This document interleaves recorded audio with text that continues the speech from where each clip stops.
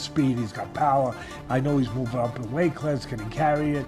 You know, but those intangibles, I believe that he has them. Look at it, and then Canelo's older.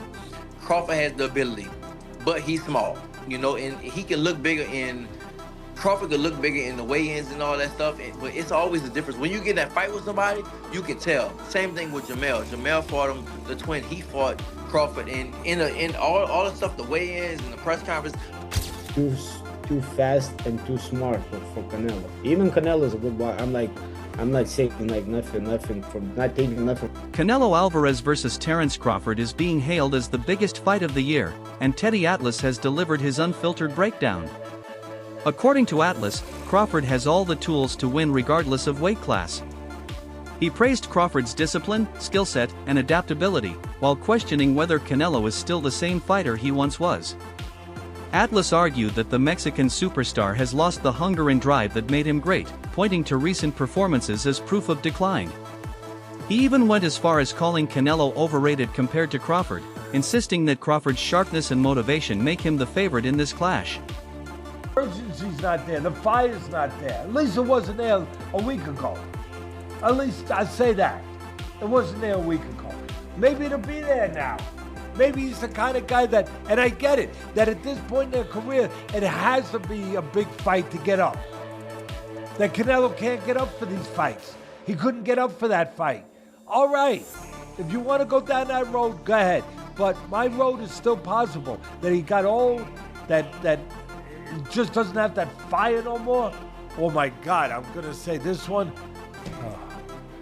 That maybe he's a little overrated. I listen. I know he's tremendous. He's tremendous. But could he be a tiny bit overrated?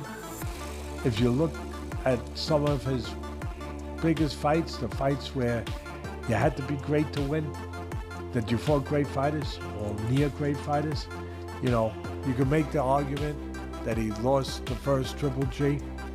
You know, he didn't embarrass himself, but he got a draw. Second one, you can make the argument he lost that. I know it was a different kind of fight, and he got better. But you can make the argument he lost to Lara. He did lose to Mayweather. You can make the argument he was too young in his career. Maybe. Although it wasn't that young. He turned pro when he was 15 or 16. Mean Machine, who once shared the ring with Crawford, strongly believes size will not decide the outcome.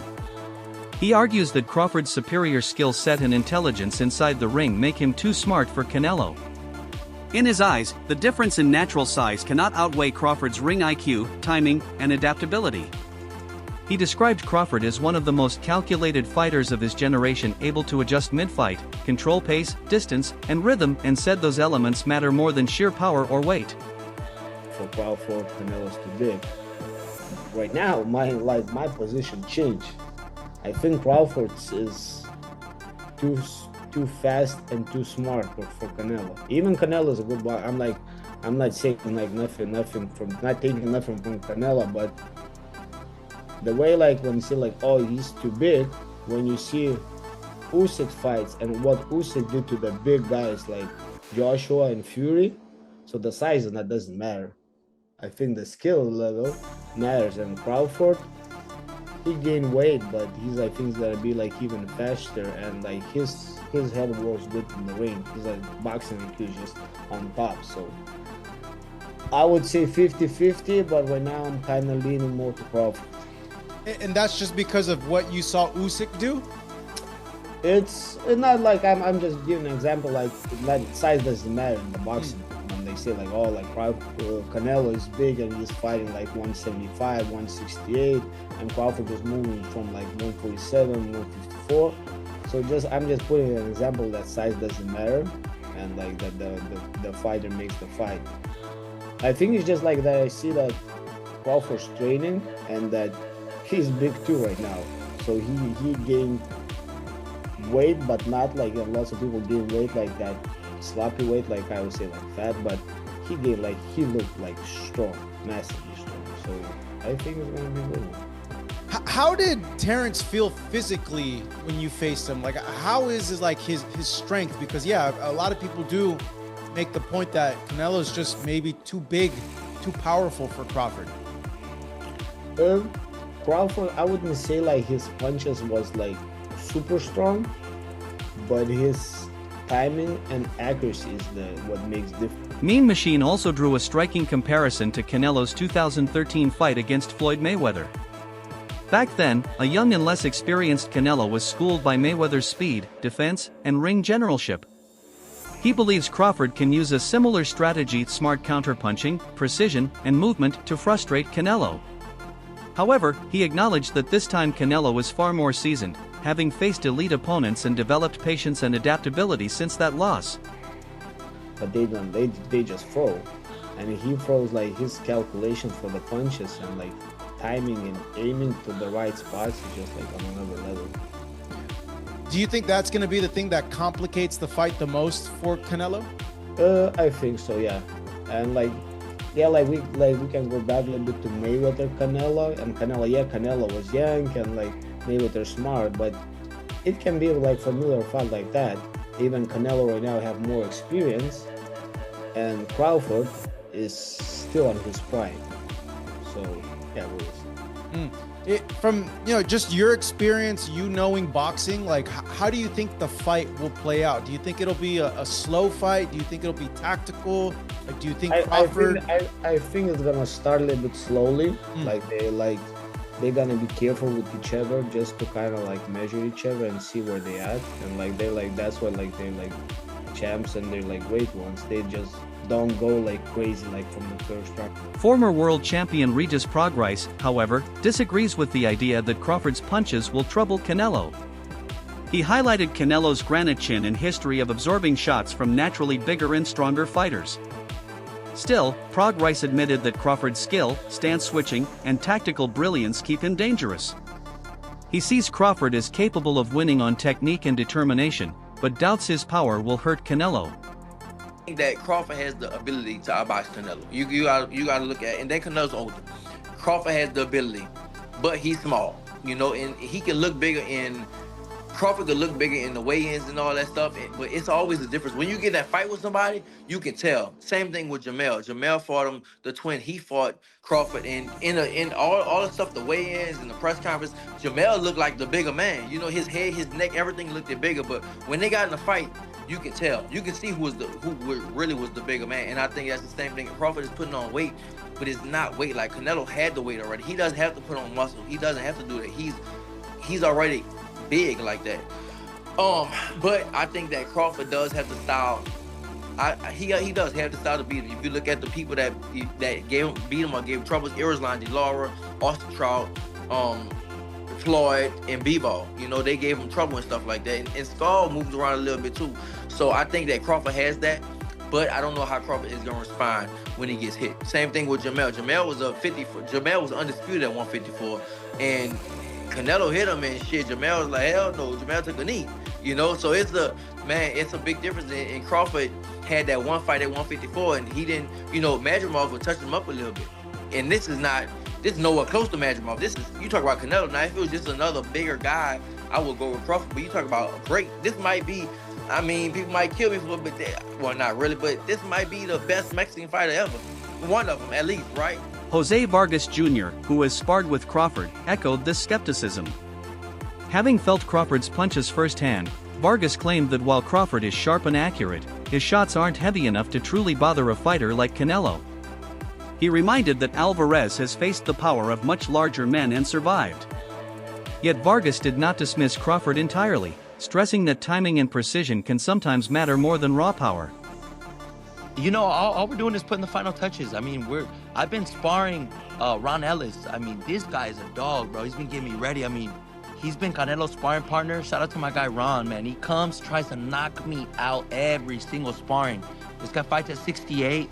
Big dude, goes southpaw, and hits hard. So I know he fought Benavidez. So he's a veteran, and he's doing veteran tactics in there where he's not letting me rest in the clinch. He's making me work every second of every round.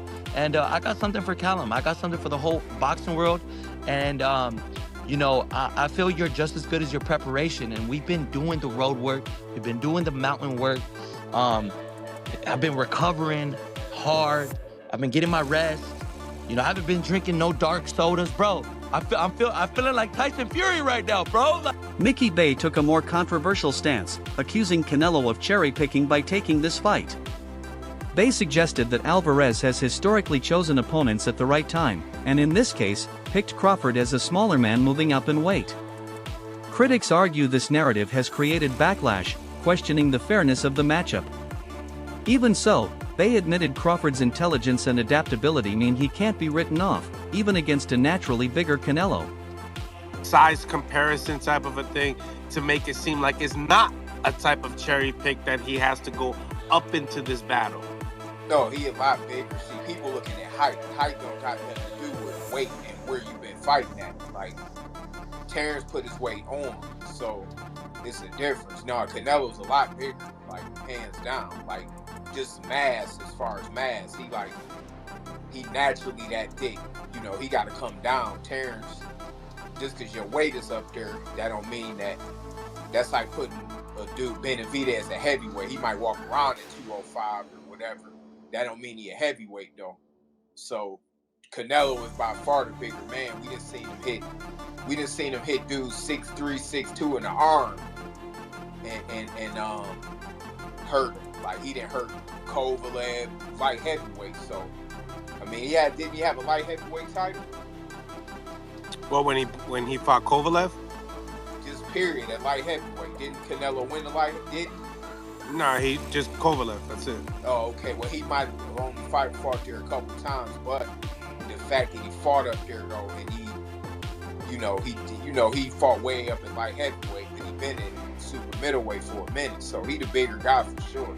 So really, he got to hurt Crawford, or he got to get his major respect. He got to get his major respect to make Crawford feel like he got to survive. If he can't that, then he probably ain't gonna win. Do you feel like you was talking about Crawford, he needs to poke his way out of this fight, right? We've seen that, Crawford's been lined up by lots of fighters. Not Errol Spence, of course, but other fighters that was able to line up with shots that don't necessarily hit like a Canelo. Now, Canelo gonna line you up regardless. Promoter Tom Loeffler looked past the fairness debate, focusing instead on the spectacle. For him, Canelo versus Crawford is one of the most marketable fights in modern boxing. With both fighters commanding global fan bases that cross cultures and nations, Loeffler sees the matchup as bigger than just the ring. It's a cultural event capable of drawing mainstream audiences. In the ring on such a high-profile show, it's huge. It doesn't get any bigger than that. And you got to give credit to both guys. They're both very confident. They both have very passionate fan bases. Callum, having fought in Dublin, packed the arena out there, the 3 Arena, having fought at Madison Square Garden 3 times, fought in Boston, and then Fernando Jr., from one of the biggest boxing named families, in the history of boxing. He's going to bring out a huge fan base. So it's a really exciting addition to, such a big show that it like I said, doesn't get any bigger than that for sure. I agree. I think that you, along with me, have seen some of these criticisms of the undercard. But really, when you look at it, we both know Callum Walsh so well. The personality and the authenticity that he brings to this sport is just so sincere. He's so real. Being from Ireland, coming overseas to train and dedicate his life to this craft, and his personality is so magnetic that it obviously brought someone like Dana White to be a huge supporter of him. I think in these weeks leading up to the fight, the fighting public who does not know Callum Walsh is really going to fall in love with him, especially. Saudi power broker Turki Al-Sheikh has been credited as the key figure behind making this fight a reality.